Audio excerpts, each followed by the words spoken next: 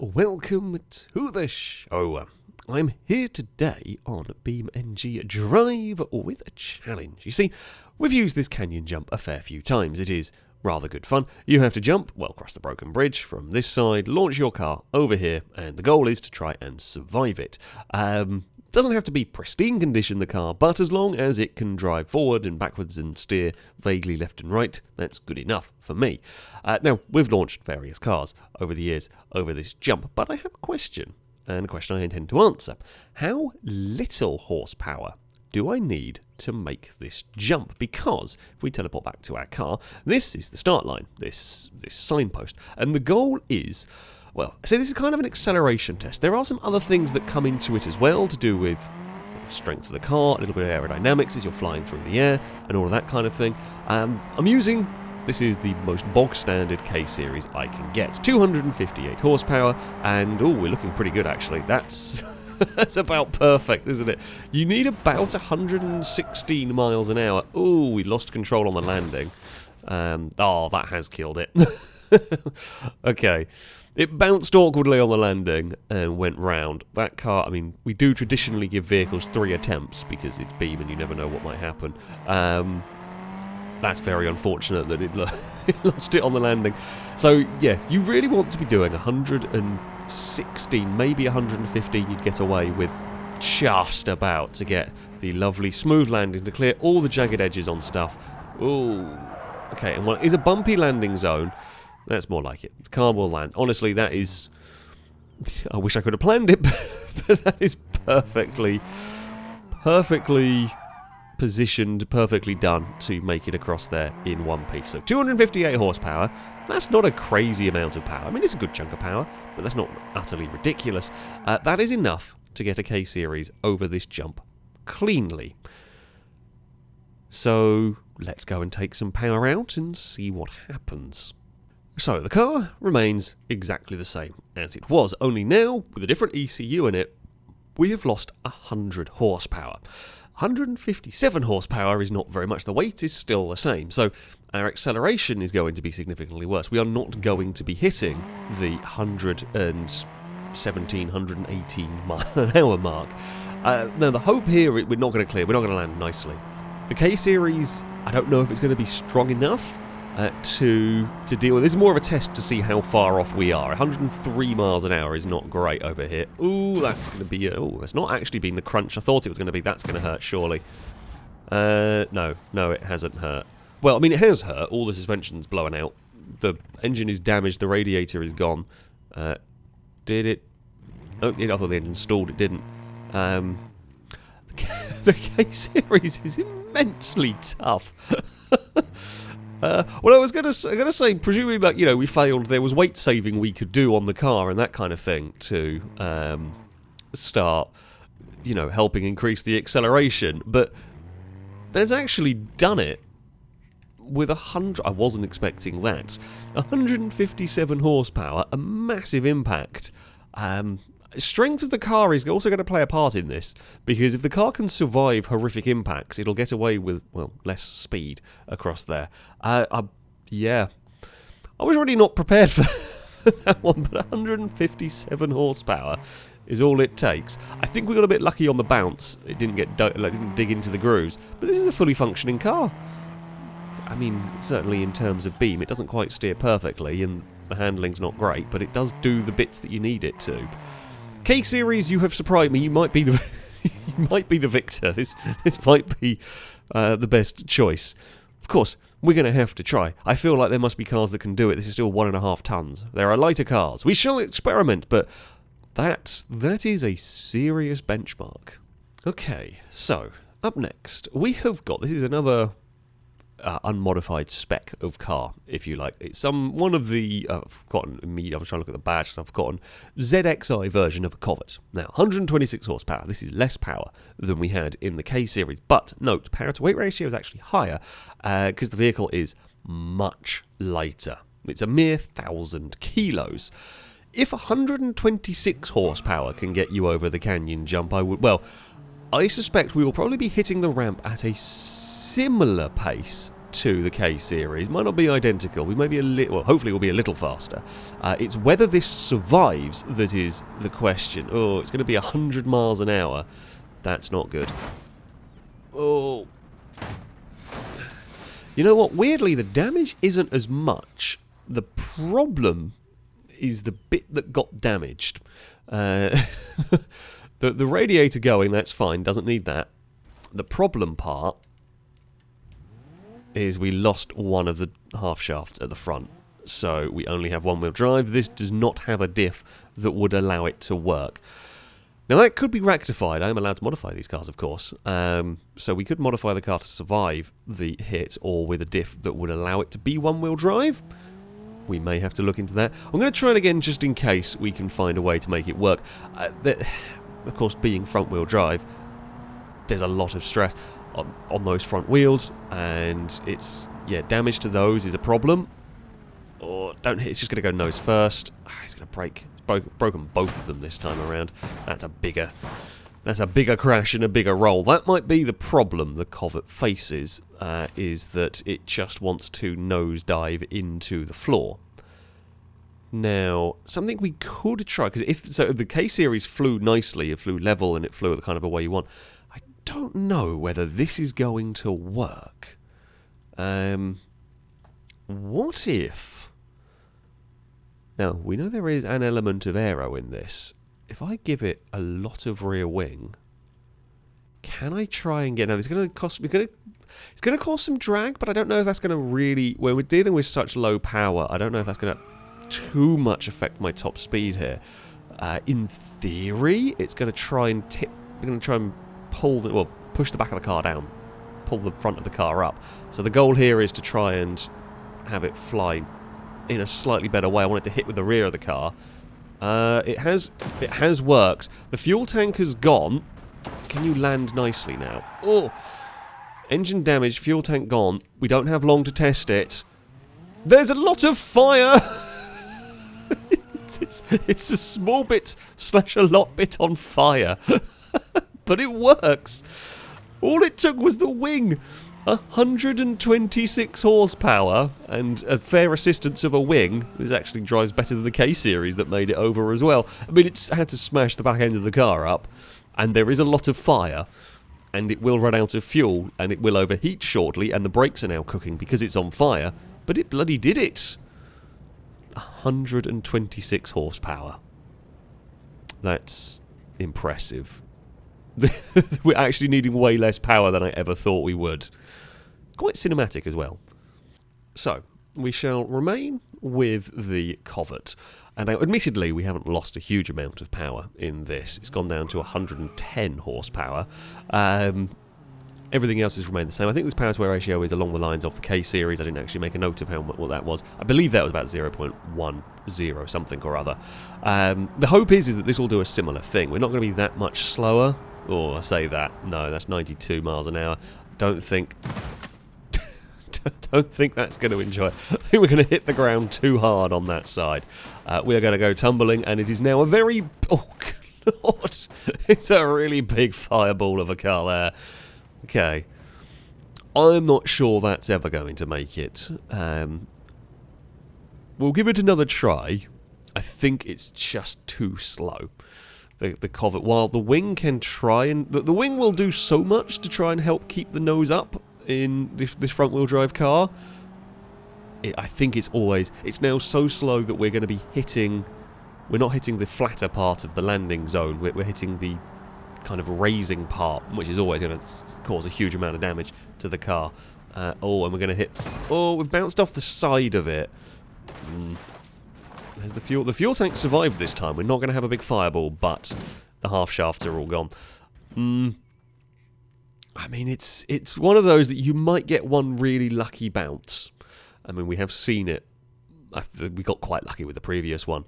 I mean, the difference 16 horsepower makes when you're dealing with cars like this and this sort of challenge is quite profound. I mean, we could... there's not much I can do here. In terms of maybe over-revving it slightly. I'm not actually sure how high the engine revs. You know, we may make a 1 mile an hour difference down here. But yeah, we kind of get to 97, 98 miles an hour, and that's it cooked. Yeah, I think it's always going to smash too hard. It's not quite landing at a good enough place. It has again lost a half shaft. This one here might, with a diff, I guess this one here might have worked. Although it doesn't look like it's banana the chassis so hard, I think it might beach itself. Okay. Just 110 horsepower, not going to cut it. But with some modifications, maybe we can make it work. Now, the car has gone on rather a diet, shall we say. Still 110 horsepowers, but we are down to just 892 kilos. Power to weight ratio has gone back to around the 0.12, which I think is what the previous one was at. Now, we have had to lose the wing. I may have to put the tailgate back on because I can't. The wing's part of the tailgate. Well, I'm going to try it like this because we wanted to have the car as light as possible, and then we'll see if it's still smashing the front into the ground. I've also welded the diff up. That was the other thing I did to try, and if it is, loses a half shaft, we may get away with that. It is clearly faster down here, back to 102 miles an hour. Oh, this one is actually flowing very nicely. It has immediately detonated all the half shafts, and the engines come out. So one of the problems we might come across as we make these cars lighter is they become weaker. They're less likely to survive. The Covert does like catching fire, it seems, but yeah, we've actually lost the engine. I think the engine has fallen out of place. Yeah. The engine's not really in there properly anymore.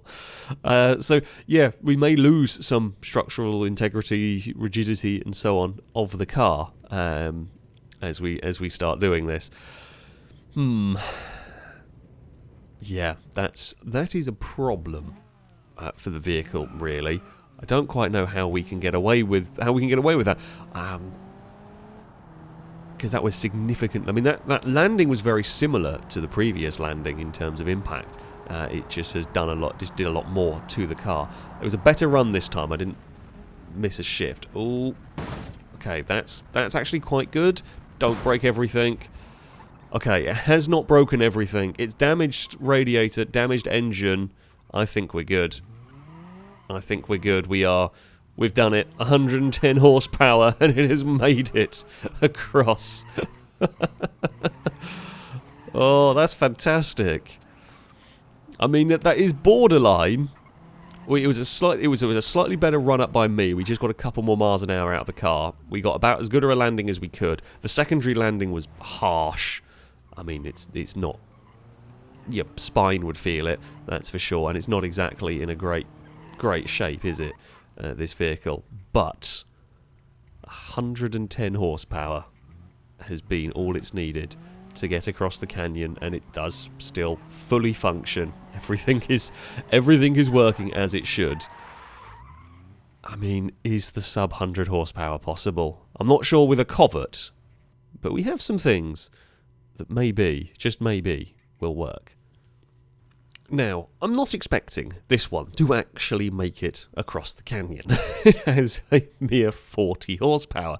But the thing to note from this is the weight, while still being a complete car. It is 788 kilos.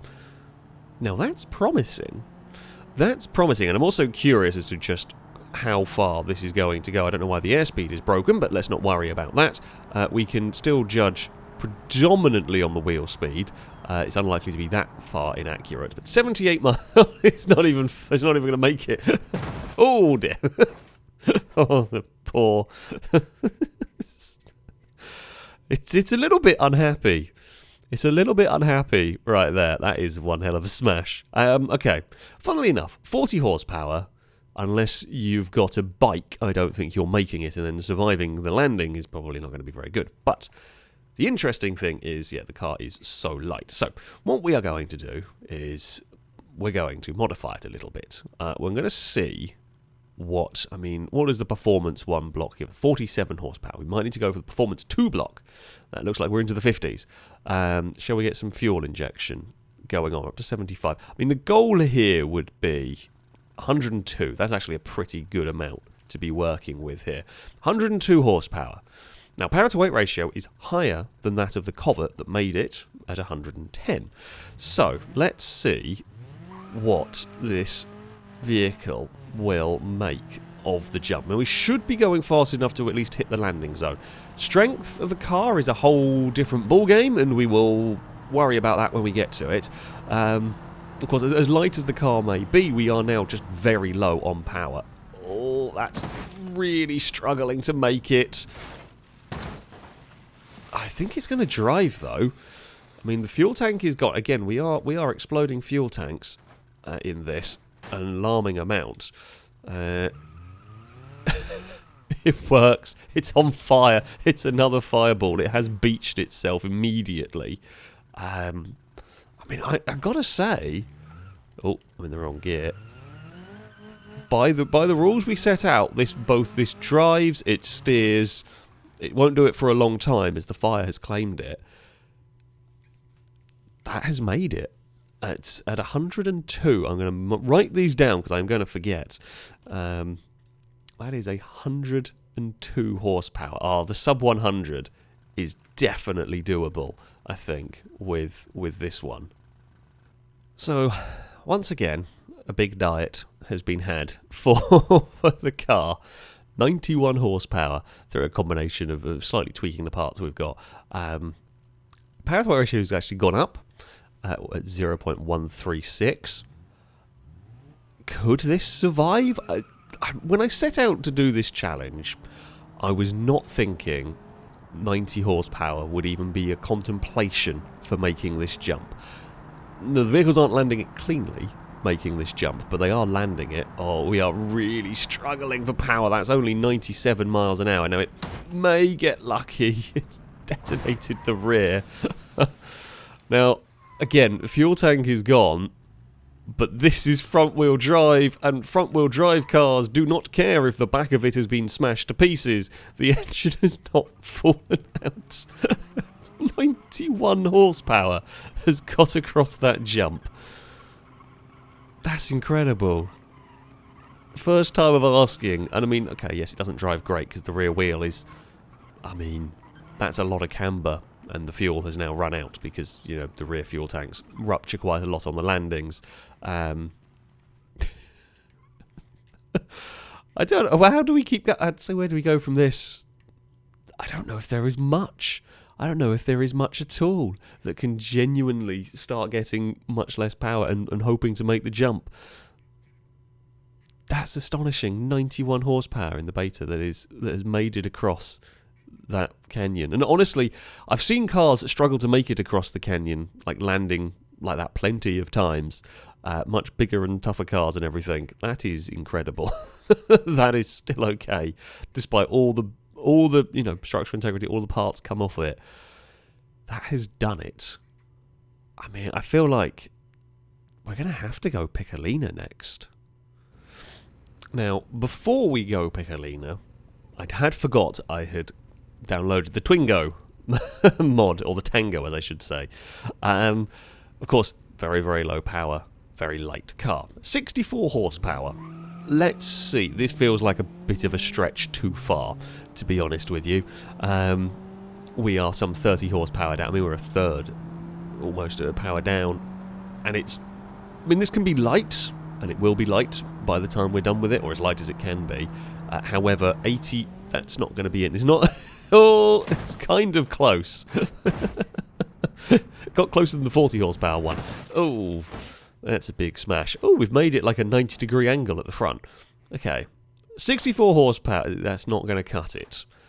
It's not going to cut it, the poor Tango.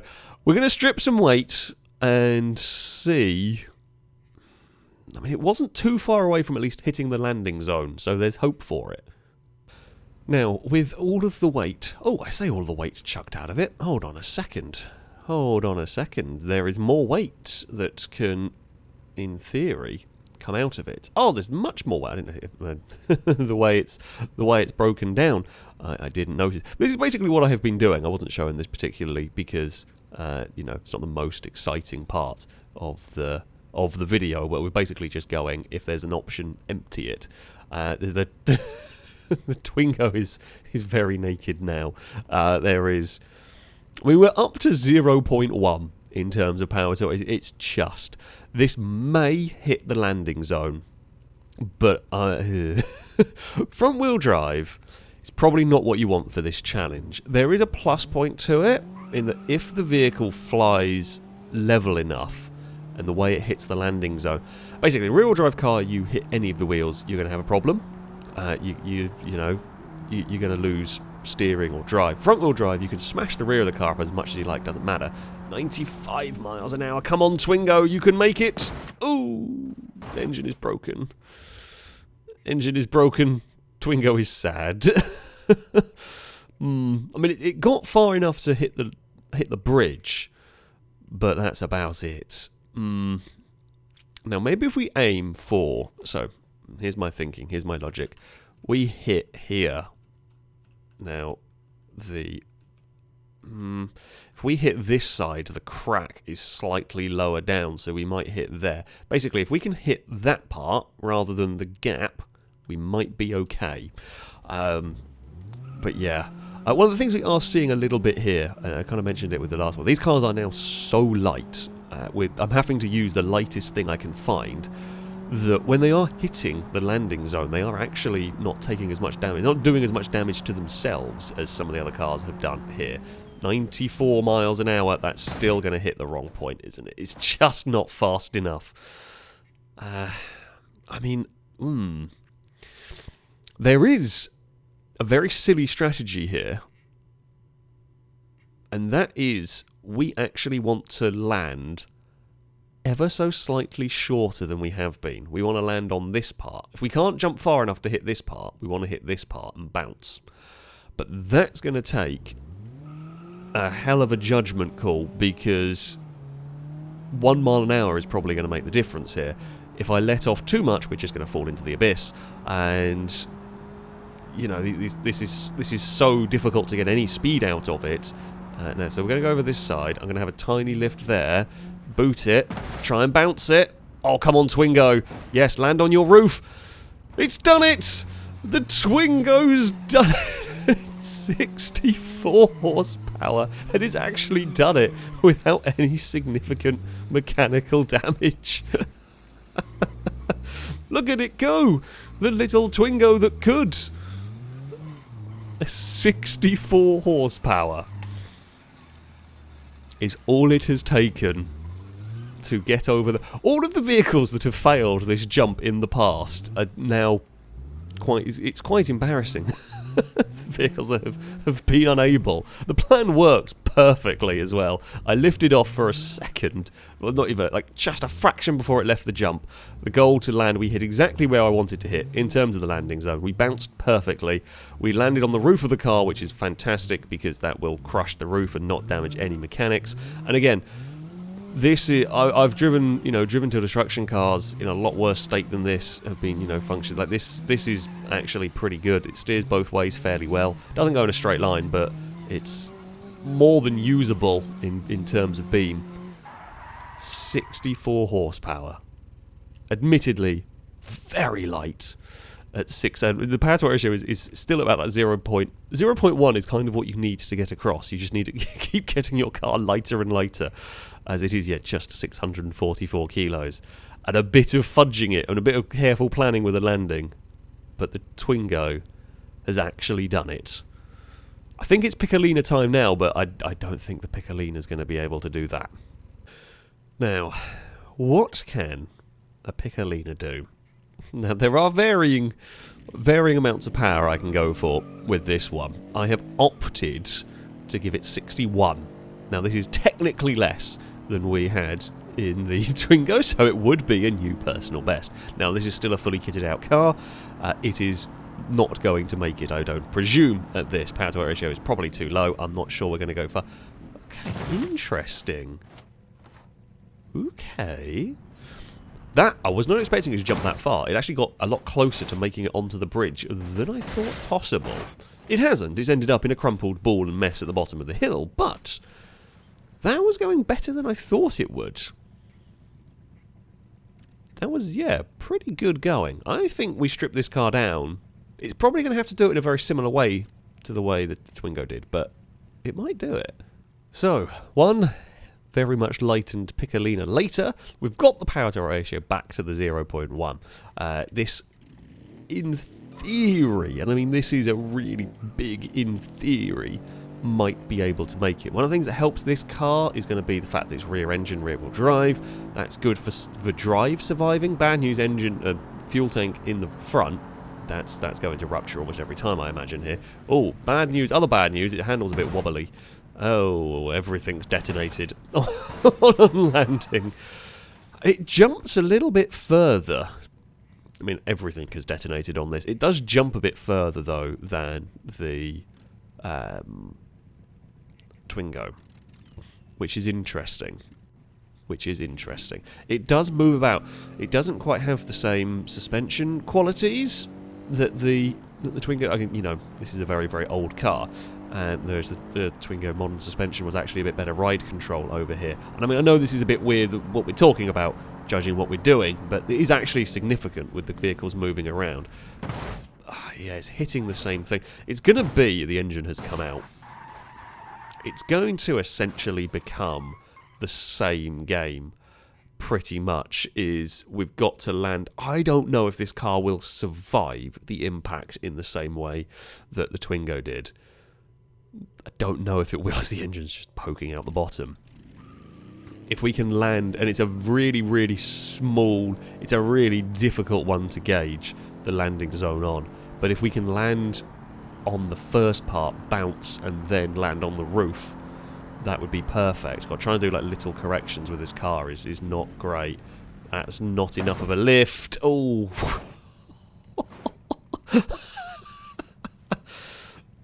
Ow. Oh, that's done impressive things. That has, I mean, I've smashed a few cars onto that. That has entirely we've made, you know when they like cut off the back end of a Beetle and they make a trailer that looks like half a Beetle or whatever? That kind of looks like what they've done with a Picolina here. That's honestly quite impressive. That is honestly quite impressive right there. Yeah. I've done a lot of crashes over this jump and I've seen a lot of things. In some ways, I think that is one of the most impressive crashes. That is one of the most impressive crashes I've come across. The interesting thing is, I reckon a bit less power might work. Now, this might be an impossible task. I have taken out maybe a little too much power, really. 52 horsepower. Now, that is not very much in the slightest. In fact, my first car had more horsepower. In fact, my first car had more horsepower than the Twingo that made it over the jump. But, that was a Mark 1 Clio. The hope is with this, oh god, the handling's really funky, is that we may land there, bounce, may land there, bounce over, and then be able to carry on. Unfortunately, we landed and caught on... The engine has now completely freed itself of the car. We caught the rear bumper on the very, very edge. I think what we're going to have to do is we're going to have to hit the left-hand side at full whack and hope the bounce is kind to us. There is a fair bit of luck involved in the bounce. A fair bit of, I say, car selection will play a part in that. I don't know if this is simply strong enough to do what I'm asking it to do, but here we go. Now, bounce. Nah, it's just catching. Oh, it's the rear bumper that's causing the issues here. The rear bit of the frame that's causing the problem. I mean, I was wondering whether... I was going to say, is it cheating if I go crash into a tree and try and push the rear bumper in a bit? Possibly. I mean, it's I don't even know if we, by some miracle, have jumped far enough that we don't catch the rear bumper. I don't even know if the car's going to survive this. Like, I simply do not know if the car is even strong enough to make it here. I feel like we've had a good run. I'm trying to do as little steering as possible, shrug off as little speed as possible while aiming for the best possible landing zone. Try and tip it forward. Now, we've lost a wheel. So I dove on the brakes at the last second there to try and get it to nosedive. We are beached. I don't have steering. I don't have steering on the car. Ah, I thought I did for a second, but the front wheel has not survived that one. I think that's the way to do it. I think what I've been doing wrong in the front wheel drive cars, I've been throttling up to try and keep the nose up in the air. You do have a little in air control. It's very minor with these, but you do. And I think what I need to do is slam on the brakes to I actually need this one to nosedive. You know what? It's technically not within the rules, but I do want to see if a 52 horsepower car can actually make it, because it's close. It's close to surviving it. The only problem is, of course, by slamming on the brakes, if we do get the nose to come down, the chances of us smashing the steering to pieces are quite high. Right, so here we go. Throttle as much as we can. Now go on the brakes. Try... Oh, no, that's just pancaked it. The front wheels have survived. Steering has not. I'm not sure with all of the weight saving stripping out of parts. I'm not sure this is strong enough to survive the impact, even though it's only 600 kilos, which is nothing compared to a lot of cars that will do this. I'm just not sure it's not gonna survive it well enough. This will be the final attempt for the Picolina here. I was about to say pigeon. It's not a pigeon. Now if we go over this side, oh, that's gonna be really heavy into the front. Oh. That's bad. That's bad. I mean, there is some steering. That one actually tipped a lot more nose down than I realised. That's the Windows button, not Control. And here we go. I mean, yeah, there's a lot of fire. Has got cinder walls melted. The engine, yeah, everything's failed. Yeah. I think that one there, you could probably send it 100 times and maybe once you would get the perfect bounce. Maybe, but certainly the Twingo is the way to go. Honestly, when I set out doing this, I didn't know what the result was going to be. I didn't know how little horsepower you would need to survive the canyon jump.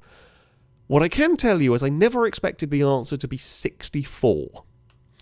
As I said, my first car was a Mark 1 Clio. It had 69 horsepower, and that was more powerful than the Twingo that made it across this jump. Now, admittedly, the Twingo was not going to survive, or not going to be a very pleasant experience, that one, I should say. But, yeah, it did still drive. It went forward, it backwards, it had steering, and honestly, I've had a lot worse condition cars from... a lot smaller crashes than that one. It held up remarkably well. So there you have it. Yeah, 64 horsepower. Got me across this with a working car. I'm not going to say in one piece, but it got it across with a working car.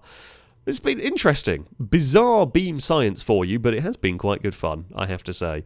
And honestly, you never know what the answers are going to be when you set out doing these things. That, though, is going to be it from me. Thank you all very much for watching. And until next time... goodbye.